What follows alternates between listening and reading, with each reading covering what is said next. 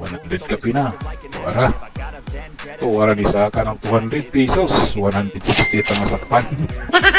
Hindi na tayo exit na. Okay na may 226 na sakpan. Mauna din ito ang 2K challenge. 2,000 pesos. Gawin nating 20K. Pero before that, tanaw na to kung kaya na to madubli. Pila ka minuto na to madubli. Sa pamaagi dari sana Forex trading, no? Pero ako ang monitoring nga ni pinaka-monitoring na ako sa lihok sa every candle, bullish candle. So always is open na gina siya, tanaw na to ang trend. So puro demo account ang akong ginagamit. So nag-buy ko dayon, wala pa dugaya. Ay klaro kayo nga nag-pullback siya.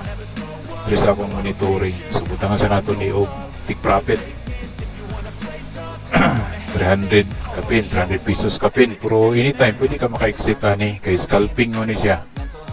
Walang tanag day trading. So pagkakita nato nga pwede na itong exit, kwarta na di paka dayon.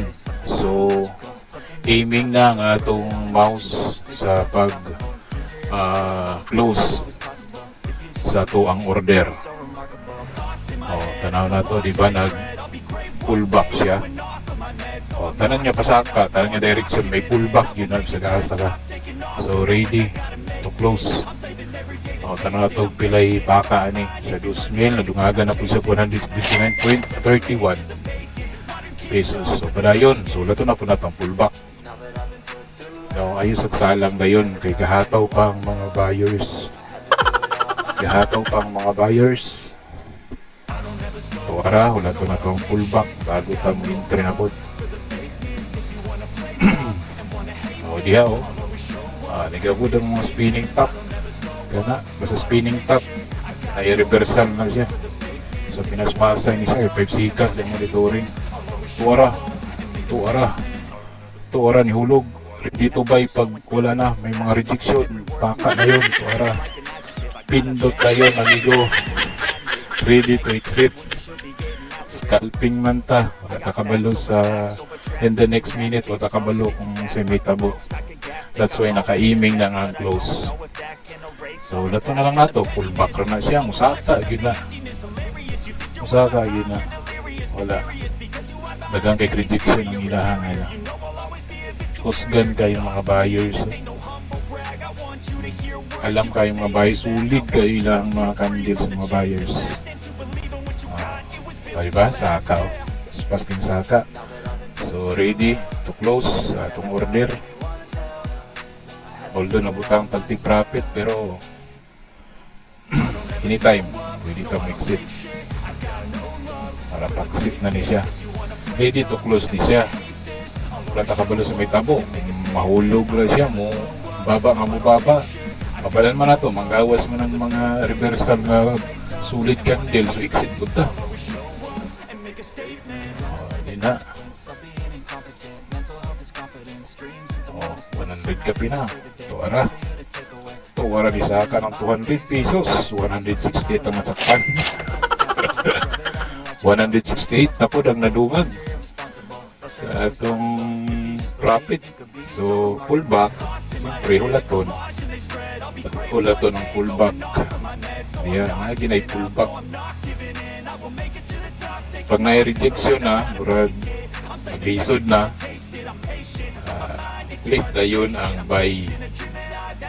Yun may rejection murag mo hataw pa, pero wala na, murag di na makaya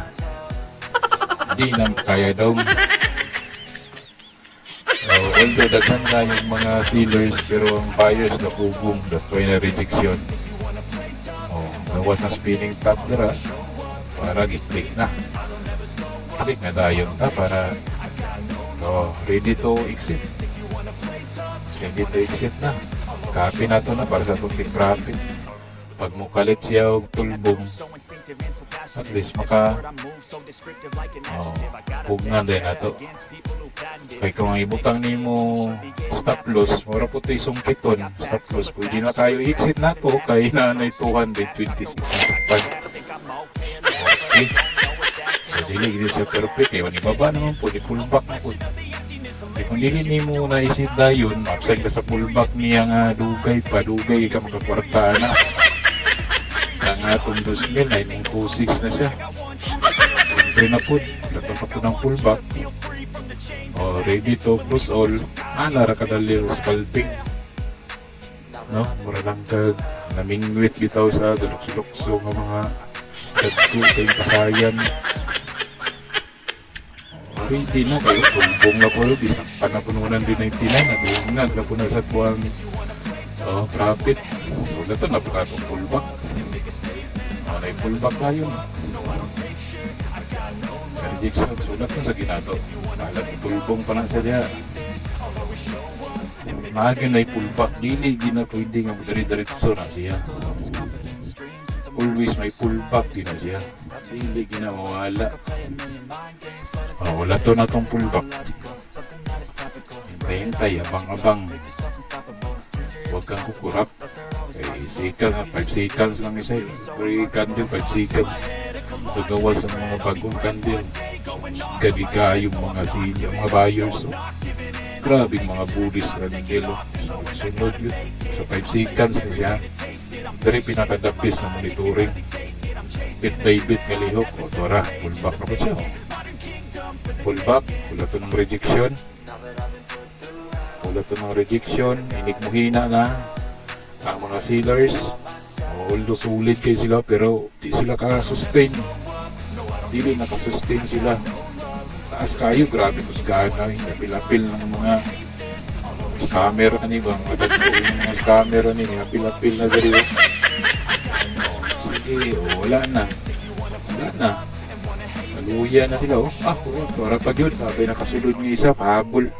Tadi PWH niya ba? Entry na rin, para, tulo. Kaanay. Iulat ko na ito, labi kinanglalong kayo. Kaya ang balik ka na, paibabaw, kartipong taasa. Tanawa ninyo.